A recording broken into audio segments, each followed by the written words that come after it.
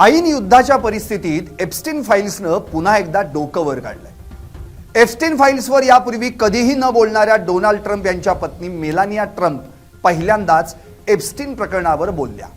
यासाठी खास पत्रकार परिषद घेत त्यांनी या विषयावर पहिल्यांदाच मोठमोठे खुलासे केले। इराण, इस्रायल, अमेरिका यांचं युद्ध शिखरावर पोहोचलं असतानाच ट्रम्प यांच्या पत्नी मेलानिया ट्रम्प यांना एप्स्टीन प्रकरणावर का घ्यावी लागली पत्रकार परिषद? एप्स्टीन प्रकरणात डोनाल्ड ट्रम्प यांची बाजू सावरण्याचा का करावा लागतोय प्रयत्न? पाहुयात यावरचा हा स्पेशल रिपोर्ट। एप्स्टीन पासून वाचवायला मेलानिया ट्रम्प का सरसावल्या। नमस्कार, मी संदीप आणि आपण पाहताय LS मराठी। व्हाईट हाऊसच्या ग्रँड फोयर मध्ये गुरुवारी फर्स्ट लेडी मेलानिया ट्रम्प यांची पत्रकार परिषद पार पडली। जेफ्री एप्स्टीन फाईल्सशी संबंधित सर्व खोटे आरोप त्यांनी या पत्रकार परिषदेदरम्यान फेटाळून लावले। या विषयावर त्यांनी पहिल्यांदाच ही सार्वजनिक प्रतिक्रिया दिली।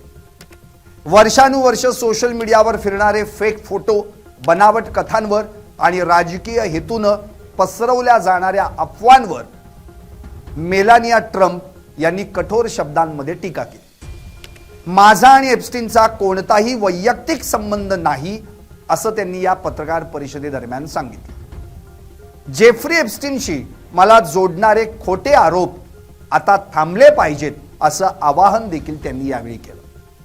माझ्याविषयी खोटं बोलणाऱ्या लोकांमध्ये नैतिकता, नम्रता आणि आदर यांचा अभाव आहे असं म्हणत त्यांच्या अज्ञानाबद्दल मी काहीच म्हणत नाही, पण माझ्या प्रतिष्ठेवर केल्या जाणाऱ्या आरोपांच्या हल्ल्यांना मी पूर्णपणे नाकारते असं देखील त्या यावेळी म्हणाल्या। मी कधीही एप्स्टीन किंवा त्याच्या साथीदार असलेल्या घिस्लेन मॅक्सवेल यांच्याशी मैत्री नव्हती।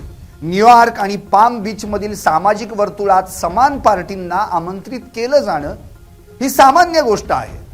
मी एप्स्टीन किंवा मॅक्सवेल यांच्याशी कधीही वैयक्तिक संबंध ठेवला नाही असंही यावेळी त्या म्हणाल्या।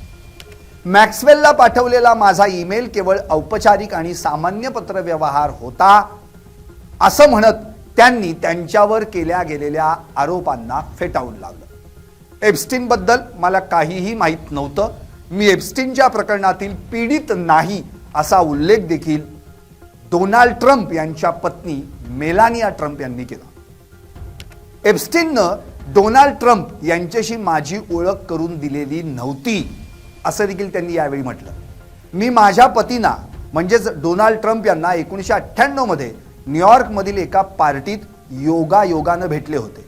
ही घटना माझ्या मेलानिया या पुस्तकात देखील सविस्तरपणे नमूद केली आहे असं देखील त्यांनी म्हटलं। एप्स्टीनशी माझी पहिली भेट 2000 मध्ये झाली, जेव्हा मी आणि डोनाल्ड ट्रम्प एकत्रितपणे एका कार्यक्रमाला उपस्थित होतो। त्यावेळी मला एप्स्टीन बद्दल किंवा त्याच्या गुन्ह्यांबद्दल काहीही माहिती नव्हती।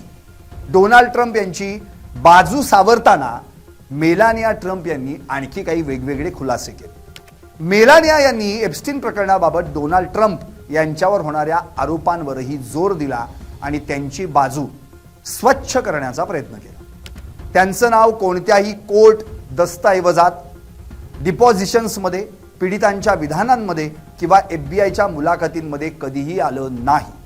ते एप्स्टीनच्या विमानावर किंवा त्याच्या खाजगी बेटावर कधीही गेले नाहीत। त्यांना एप्स्टीनच्या गुन्ह्यांबद्दल किंवा पीडितांच्या शोषणाबद्दल कधीही माहिती नव्हती असं म्हणत मेलानिया ट्रम्प यांनी आपले पती अर्थात डोनाल्ड ट्रम्प यांची बाजू सावरण्याचा प्रयत्न केला। त्यांनी या खोट्या आरोपांविरुद्ध कायद्यानं लढा दिला असून द डेली बीस्ट, जेम्स कार्विल आणि हार्पर कॉलिन्स UK यांसारख्या संस्था आणि व्यक्तींना सार्वजनिकरित्या माफी मागावी लागली। एप्स्टीन एकटा नव्हता, आता वेळ आली आहे एप्स्टीनच्या बळी झालेल्या महिलांना सार्वजनिक सुनावणी द्यावी याची। त्यांना शपथेवर साथ देण्याची संधी मिळावी आणि त्यांची साक्ष काँग्रेशनल रेकॉर्डमध्ये कायमस्वरूपी नोंदवली जावी। तेव्हाच आणि फक्त तेव्हाच सत्य समोर येईल। दरम्यान ही घटना एप्स्टीन फाईलच्या पार्श्वभूमीवर घडली, ज्यात गेल्या काही महिन्यांमध्ये विविध दस्तऐवज आणि ईमेल्स सार्वजनिक झाले आहेत।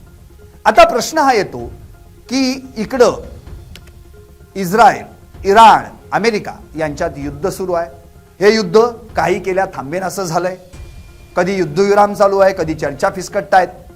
पण मुळातच हे युद्ध सुरू होण्यापूर्वीच एप्स्टीन फाईल्सचा कारनामा उघडकीस आला होता आणि त्यात डोनाल्ड ट्रम्प यांचं देखील नाव घेतलं गेलं होतं. त्यामुळं डोनाल्ड ट्रम्प, इस्रायल यांनी संगनमतानं, अर्थात इस्रायलनं अमेरिकेला आपल्या बाजूनं घेऊन इराणवर हल्ला करण्याचा हा नियोजित कट आखल्याचं देखील या ठिकाणी म्हटलं जातं. पण मुळात इस्रायलच्या मोसाद या राष्ट्रीय सुरक्षा संस्थेकडे डोनाल्ड ट्रम्प यांचं काहीतरी गुपित दडलेलं आहे जे एप्स्टीन फाईलशी संबंधित आहे आणि ते उघड होऊ नये यासाठी डोनाल्ड ट्रम्प यांनी हे युद्ध लादल्याचं म्हटलं जात आहे.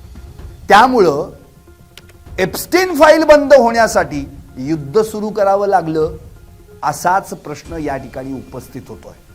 आणि म्हणूनच या एप्स्टीन फाईल्स कडून लक्ष जे संपूर्ण जगाचं लागलेलं आहे ते दुर्लक्षित व्हावं यासाठीच हा युद्धाचा खेळ आखलाय की काय असा सवाल देखील उपस्थित होऊ लागलाय.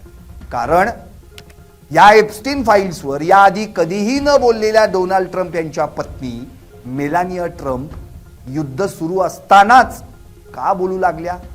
युद्ध सुरू असतानाच त्यांना पत्रकार परिषद घेऊन डोनाल्ड ट्रम्प यांची बाजू सावरण्याचा प्रयत्न का करावा लागला?